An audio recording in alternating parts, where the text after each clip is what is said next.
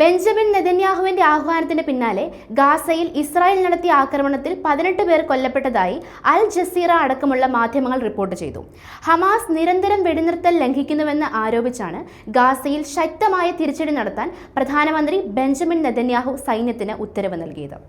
തെക്കൻ റഫേൽ വെടിവയ്പ്പിനിടെ ഒരു ഇസ്രായേലി സൈനികന് പരിക്കേറ്റതിനെ തുടർന്നാണ് നെതന്യാഹു ശക്തമായ ആക്രമണത്തിന് ഉത്തരവിട്ടതെന്നും റിപ്പോർട്ടുകളുണ്ട്.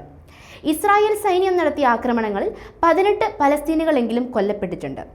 നിരവധി പേർക്ക് പരിക്കേറ്റു. അമേരിക്കൻ പ്രസിഡന്റ് ഡൊണാൾഡ് ട്രംപിന്റെ മധ്യസ്ഥതയിൽ നടപ്പാക്കിയ ഇസ്രായേൽ ഹമാസ് സമാധാന കരാർ നിലവിൽ വന്നതിന് ശേഷമുള്ള ഏറ്റവും ശക്തമായ ആക്രമണമാണ് ഇസ്രായേലിന്റെ ഭാഗത്തുനിന്ന് ഉണ്ടായത്.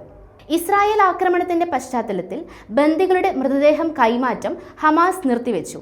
ഗാസയിലേക്കുള്ള മാനുഷിക സഹായം നിർത്തിവെക്കുന്നത് അടക്കമുള്ള മാർഗങ്ങൾ ഇസ്രായേൽ നടപ്പാക്കിയേക്കുമെന്നാണ് റിപ്പോർട്ടുകൾ സൂചിപ്പിക്കുന്നത്.